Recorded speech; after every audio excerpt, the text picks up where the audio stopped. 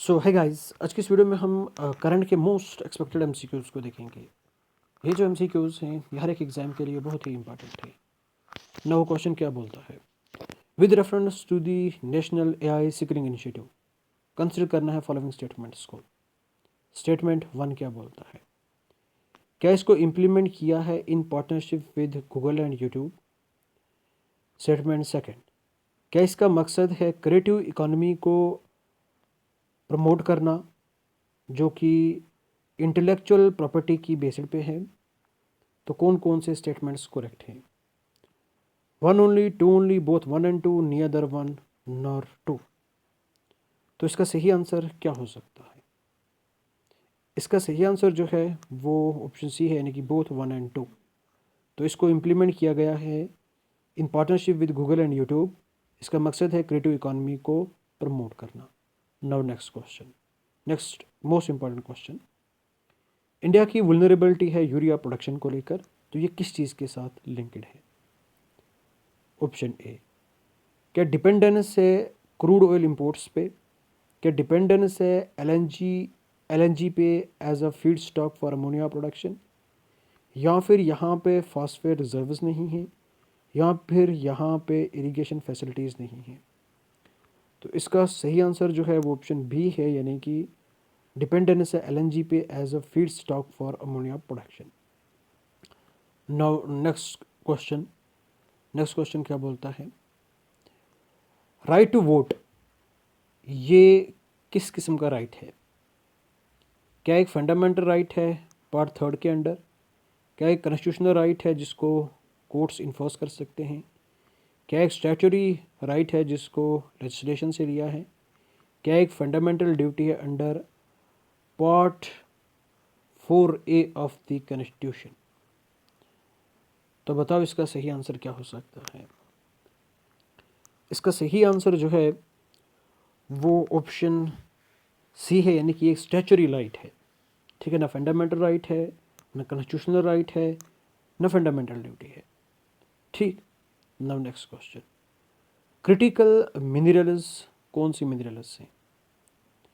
Minerals जो कि India में पाए जाते हैं, मिनरल्स जो कि हम ओनली एग्रीकल्चर में यूज़ करते हैं, मिनरल्स जो कि रेडियो एक्टिव होती हैं, मिनरल्स जो कि एसेंशियल हैं इकॉनमी के लिए लेकिन इनकी जो सप्लाई है वो रिस्क पे रहती है। तो कौन सा स्टेटमेंट करेक्ट है? चलो बताओ। इसका जो सही आंसर है वो ऑप्शन डी है, यानी कि वो मिनरल्स जो एसेंशियल हैं इकोनॉमी के लिए, इकोनॉमिक डेवलपमेंट के लिए, लेकिन इसकी जो सप्लाई होती है वो हाई रिस्क पे रहती है। ठीक। Now next question, next question क्या बोलता है? शेड्यूल्ड कास्ट जो स्टेटस है इंडिया में वो अवेलेबल है कुछ पर्सनस के लिए जो कि एक रिलीजन को मानते हैं। तो किस किस रिलीजन के पर्सनस को ये स्टेटस यहाँ पे अवेलेबल है? Option A, Hinduism, Sikhism, Buddhism या फिर क्रिश्चियनिटी। इसका सही आंसर जो है वो 1, 2 एंड 3 है। Option 4 is incorrect. ठीक है, क्रिश्चियनिटी के लिए शेड्यूल्ड कास्ट स्टेटस नहीं है। ठीक। Now next question, with reference to the corporate social responsibility, corporate social responsibility के रेफरेंस में स्टेटमेंट्स को कंसिडर करना है। इन्वायरमेंटल प्रोटेक्शन जो है क्या ये एक फंडामेंटल ड्यूटी है अंडर द कॉन्स्टिट्यूशन? एंड जो कॉर्पोरेट सोशल रिस्पॉन्सिबिलिटी है इसका प्रोविज़न जो है ये मैंडेट करता है कंपनीज़ को कि उन्हें स्पेंड करना है fixed share exclusively on environmental activities. तो कौन कौन सा स्टेटमेंट करेक्ट है? One only, two only, both one and two, neither one nor two. तो इसका सही आंसर जो है वो ऑप्शन ए है, यानी कि ओनली वन। इन्वायरमेंटल प्रोटेक्शन एक फंडामेंटल ड्यूटी है। ठीक है, आर्टिकल 51 ए। एंड मुझे बताओ कि सब जो इसका क्लॉज है वो कौन सा है? ठीक है, यहाँ पे सब क्लॉज आपको बतानी है। आई बात समझ में? नाउ नेक्स्ट इम्पॉर्टेंट क्वेश्चन,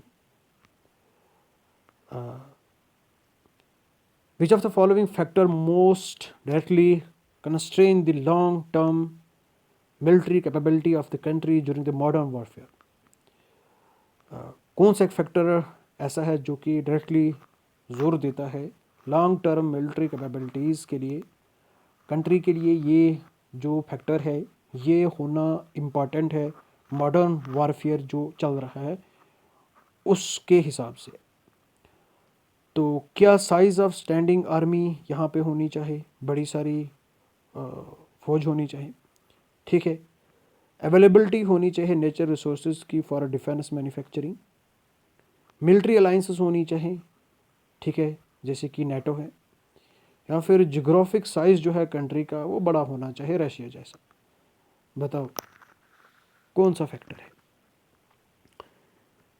इसका सही आंसर जो है वो ऑप्शन बी है, कि नेचर रिसोर्सेज का अवेलेबल होना ये इम्पॉर्टेंट है डिफेंस मैन्युफैक्चरिंग के लिए। ये तो हमने ईरान इजराइल यूएस वार से सीख लिया, ठीक है। ना स्टैंडिंग आर्मी काम आते हैं, ना military alliances NATO tata bye bye, ना जोग्राफिकल साइज। नेचर रिसोर्सेज का अवेलेबल होना और डिफेंस मैन्युफैक्चरिंग के लिए ये इम्पॉर्टेंट है। आप ग्रुप्स में अपने जो भी चीज़ें हैं वो लॉन्च कर सकते हो, ठीक है। नाउ नेक्स्ट क्वेश्चन क्या बोलता है? डॉक्ट्राइन ऑफ नेसेसिटी क्या है जुडिशियल फंक्शनिंग में? जजेस must avoid all cases involving potential बाइस। जजेस must follow precedents in all circumstances. Judges may decide a case despite where no alternative form exists. Judges must seek public opinion before recusal, ठीक है। तो public opinion यहाँ पे तो कभी सीधा आएगा ही नहीं, ठीक है। इसका जो सही आंसर है वो ऑप्शन सी है, जजेस को केस डिसाइड करना ही करना है, ठीक है। इवन दो अगरचे यहाँ पे कोई भी अल्टरनेटिव फॉर्म एग्जिस्ट नहीं करता। नाउ नेक्स्ट क्वेश्चन क्या बोलता है? With reference to the permanent commission in armed Indian armed forces consider following statements. Indian armed forces के रेफरेंस में इन स्टेटमेंट्स को कंसिडर करना है। It insures career progression and pension benefits to officers. क्या ये it is granted automatically to all short service commission officers after a fixed tenure? तो इसका सही आंसर क्या हो सकता है? इसका सही आंसर जो है वो ऑप्शन 1 है, ठीक है, ओनली 1। ये इंश्योर करता है career progression and pension benefits किसको? ऑफिसर्स को। आई बात समझ में? नाउ नेक्स्ट क्वेश्चन के बारे में बात करते हैं।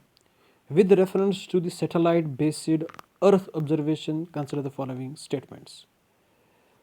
तो सिंथेटिक अपर्चर राडर जो है ये कैप्चर करता है इमेजेस को थ्रू क्लाउड्स, बादलों के बीच में से, एट नाइट और नाइट टाइम में भी, ठीक है। सैटेलाइट जो कि लो अर्थ ऑर्बिट पे होता है, क्या ये हाई रेजोल्यूशन इमेजेस प्रोवाइड करता है then those in geostationary orbit? तो कौन सा स्टेटमेंट करेक्ट है? सीधी सी बात, यहाँ पे स्टेटमेंट 1 करेक्ट है।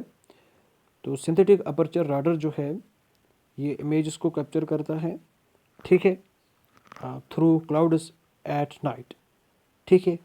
और स्टेटमेंट सेकंड भी करेक्ट है। लो अर्थ ऑर्बिट जो हमारा ये जो सैटेलाइट होता है वो हाई रेजोल्यूशन की इमेजेस देता है as compare to geostationary orbit, ठीक है। Both 1 and 2 is the correct answer. I hope आपको ये वीडियो पसंद आई होगी। वीडियो लेंदी हो जाएगी, क्वेश्चंस और भी हैं, थाउजेंड्स ऑफ क्वेश्चंस हैं करंट के रिलेटेड जो कि होते हैं। मैं आपको हर रोज़ 10 to 20 क्वेश्चंस प्रोवाइड करूँगा, ठीक है। 10 to 20 के दरमियान 15 भी हो सकते हैं। प्लीज़ वीडियो को लाइक कर देना दिल से, चैनल को सब्सक्राइब कर देना दिल से, ठीक है। Thank you and bye bye, have a nice day.